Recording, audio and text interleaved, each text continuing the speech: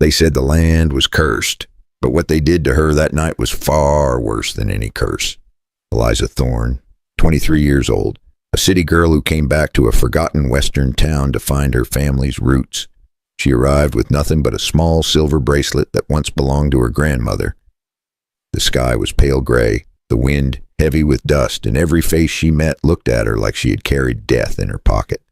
No one spoke to her at first. They only stared. Then whispers spread through the crowd. The silver glint on her wrist caught the last light of day, and an old woman gasped, pointing with a shaking hand. "It's the cursed one." She brought it back. Before Eliza could even ask what they meant, a man grabbed her arm, then another. Rough hands pulled her toward the center of the field. Her cries mixed with the sound of cattle bells and barking dogs. The air was thick with panic. "Please, let me go. I don't even know what you're talking about." But they didn't listen. Fear never listens. They dragged her to an old wooden cross in the middle of a dead wheat field. The cross was splintered, wrapped with torn rope, and marked with soot from old fires. The villagers tied her wrists, binding them tight until her fingers went numb. Someone began mumbling a prayer. Others crossed themselves, and one man poured salt in a circle around her bare feet. The wind picked up. Dust cut across her face. Her hair whipped wild in the cold. She tried to shout again, but her voice cracked. They said it was to protect the town. They said the last time someone wore that silver bracelet. 3 families burned in a barn fire. They said she was the omen returned. Behind the fields, on a small ridge, a figure sat on horseback watching. Jack Harlan, 58, a worn-out cowboy who had lived on the outskirts of this same town for 20 years. His rough hands tightened on the saddle as memories of his family flickered in his mind. The locals called him the Ghost Rider. He had once had a wife and a boy, both lost in what people used to call the curse fire. Now he watched the same madness unfold again. His old horse shifted beneath him, snorting in the dust. Jack raised his hand and brushed its mane, eyes fixed on the girl. Her small frame trembled against the ropes, the silver bracelet flashing like a warning in the dim light. He felt something twist inside his chest. Not anger. Not pity. Something colder. The kind of fear a man carries when he realizes the past is repeating itself. He whispered, "Not again." The villagers stepped back, forming a loose circle. One of them raised a lantern. Its flame flickered orange across Eliza's face. For a moment, it looked like they might set her on fire. Jack gritted his teeth. He had seen this before. The same blind terror, the same lies whispered as prayers, and he remembered how it ended last time, with screaming, with ash, with graves. He pulled his hat low, hiding his eyes from the wind, and muttered to himself, "God-damn fools, they still believe it." Then a sound broke through the night. Eliza's voice, weak but clear. "If I die here, will it end your curse?" The crowd went silent. The question hung heavy in the air. The old woman who had started it all took a step back. For the first time, someone looked unsure. Jack's grip on the saddle tightened. He could ride away and forget, or he could stop what he knew was coming. The lantern flame wavered. The rope strained against Eliza's wrists. The sky turned darker, and the last light of day sank behind the hills. Jack exhaled slow. His horse pawed the ground, and in that moment, he knew he couldn't stay silent again. Because if he did, another innocent would burn for a lie.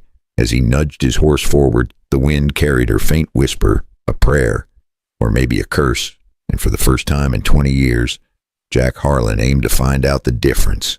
But what if the curse everyone feared wasn't the one haunting the land at all? The sound of a rifle cracked through the night.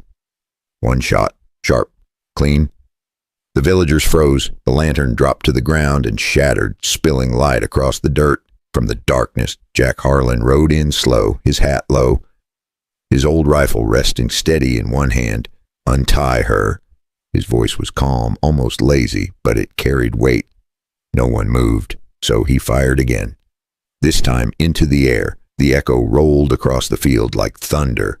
A few men ran, the rest backed away, muttering about the devil coming for them. When the last one left, only Eliza and the old cowboy remained. Jack climbed down from his horse, his boots sinking into the dry soil. The girl looked small, her wrists raw and her face streaked with tears and dirt. He muttered, Never thought I'd play hero again. He pulled out a knife, cut the ropes, and caught her before she fell. Easy now, he said softly. You're safe. She tried to stand, but her legs gave out. He lifted her, placed her on the saddle, and led the horse toward the canyon road. The sky was darker now, heavy with wind. They reached a small cabin hidden behind a line of pines. Inside, the air smelled of smoke and leather. Jack wrapped her in a blanket and poured water from a tin cup. Eliza's voice came out broken. Why did they do that to me? Jack didn't answer right away.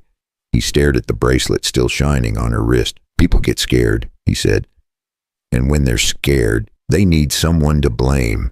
Her breath grew shaky, her hands clutching her side. Pain twisted across her face. Then she whispered something strange, barely a breath. Go deeper. Make it quick inside. Her voice faded into a sob. Jack's eyes narrowed at the silver bracelet. Jack blinked, unsure if she was awake or talking nonsense from the pain. Still, he reached out, set his rough hand on her shoulder. You'll be all right.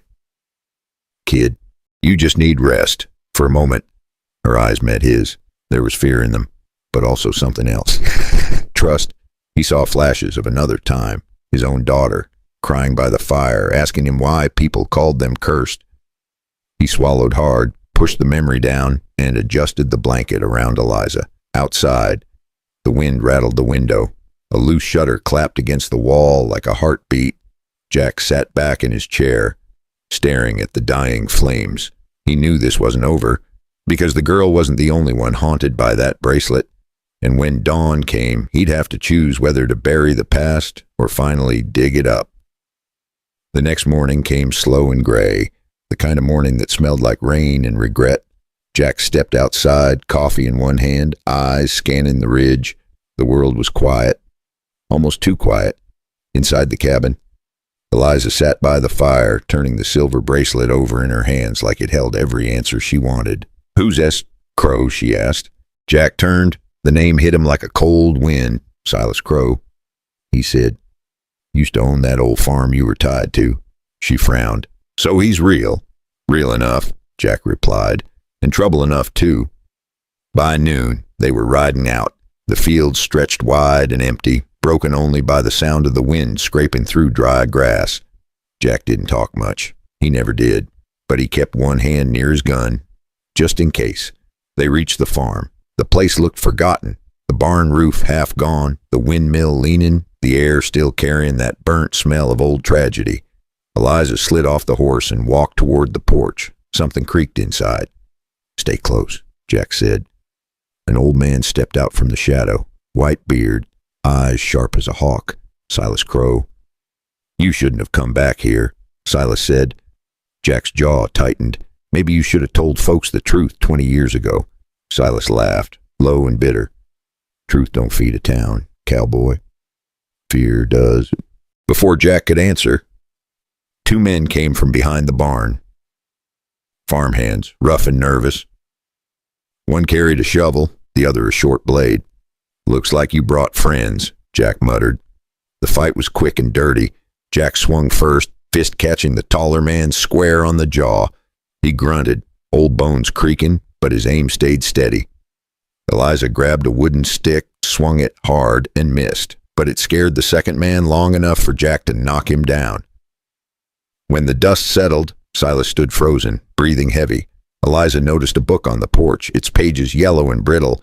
She picked it up, a diary. Inside were words that changed everything. The mine collapse, the lies, the townsfolk who covered it up by inventing the curse. Eliza's hands trembled as she read aloud. It was no curse, just men too afraid to face their own mistakes. Her bracelet wasn't evil. It was a gift for a lost child. Jack stared at the page. The truth hit him hard. His family had died in that same mine, and all these years, he'd blamed ghosts that never existed. Eliza touched his arm gently. It wasn't your fault, she said. For the first time, he didn't argue. He just looked at her and nodded. Maybe you're the daughter I never got to raise, he added quietly, his voice thick with unspoken years. Outside, the wind howled again, but it felt different now. Lighter, like the land itself had exhaled. if you're still here listening, take a slow sip of your tea and tell me, what time is it where you are, and where are you listening from? And hey, if this story pulled you in even a little, hit that subscribe button so you don't miss what happens when Jack decides whether to forgive or to burn it all down. That night, the fire burned bright outside Jack's cabin. The wind carried the smell of pin and old smoke. Jack and Eliza stood close to the flames, the diary and the silver bracelet lying between them. Eliza held the bracelet in her palm. It glimmered softly under the firelight. No longer something cursed, just metal and memory. Jack nodded toward it. Go on, he said quietly. She hesitated for a moment, then tossed it into the fire. The flames hissed and flared, swallowing the silver whole. The sound was small but final. Silas Crow stood a few yards away and leaning on his cane. His face looked hollow, but his eyes were calm. He didn't say a word. When the bracelet was gone, he simply turned and walked into the darkness. Maybe he was ready to disappear with the lie he had lived for too long. Eliza watched until he was gone. Do you think he's sorry? She asked. Jack poked the fire with a stick. Some men are sorry too late, he said. For a while, they just sat there, no words, just the sound of the fire and the wind running through the trees. Then Jack looked at her and said, You ever ridden a horse before? She smiled faintly. Not unless you count carousels. The next morning, Jack saddled his old horse and brought out another one that hadn't been ridden in years. Its fur was dusty, its eyes patient. You'll learn on this one, he said. He helped her climb up, steadying her with one hand. As she found her balance, he walked beside her, one hand on the reins. My boy used to fall off this mare a dozen times before he got it right, Jack said, a rare smile breaking through his weathered face. My wife used to ride here every morning, he said. Our boy would chase her down the fence line, laughing so loud the birds would stop singing. Eliza looked down at him. What happened to them? Jack's voice softened. The mine, the same one that collapsed. Folks said it was the curse, but I know better now. He smiled, but it was the kind of smile that carried both pain and peace. Guess I just needed someone to remind me that life keeps moving, even after it kicks you flat. The horse took another step forward. The morning sun cut through the fog, warm and golden. Eliza laughed as she almost lost balance, and Jack caught her arm. For the first time in years, he laughed too. But deep inside, both of them knew the past wasn't done with them yet. And what waited beyond that sunrise might be the hardest truth of all. The sun rose soft and golden across the valley. The world that once felt cursed now looked almost gentle. Eliza and Jack stood by the fence, watching the horses graze in the distance. The old boards creaked under Jack's boots as he leaned forward, hands resting on the rail. You think you'll stay? He asked. Eliza smiled. For a while. Someone's got to keep you out of trouble. Jack chuckled. That low cowboy laugh that came from deep in the chest. I guess that means I'm stuck with you then. For a moment, silence took over. Only the sound of wind, the rustle of grass, and the quiet rhythm of life starting again. Jack turned to her. You know, for years I thought this land hated me. Thought maybe it was punishing me for something I didn't do. But it wasn't the land. It was me. I was the one who couldn't let go. He tapped the fence post with his knuckles, as if testing its strength, then added, And you showed me it's still standing. Eliza nodded. We all carry ghosts. Some louder than others. He looked at her then, his weathered face soft in the morning light. You remind me that even the worst scars fade if you stop picking at them. She smiled. Guess we both learned something. Jack stepped closer to the fire pit where the ashes of the bracelet still lay. He picked up a handful of cold dust, let it fall between his fingers. Funny thing, he said. All those years folks feared a curse, but turns out the only real curse is believing in one. The wind caught the last bit of ash and carried it across the field. Eliza watched it drift away, glowing for a second in the sunlight before it disappeared. Looks like even the ghosts need a place to rest, she murmured, her voice soft against the breeze. They saddled up and rode out together, the land stretching wide and endless before them. No ghosts, no fear, just life, as it should be. The camera could almost follow them from behind. Two riders, moving toward the horizon, toward something new. Maybe that's the point, isn't it? That sometimes the worst thing we face isn't what others say about us, but what we start believing ourselves. Maybe every curse is just a story waiting for someone brave enough to rewrite it. And maybe somewhere in your own life, there's a truth you've been too scared to dig up.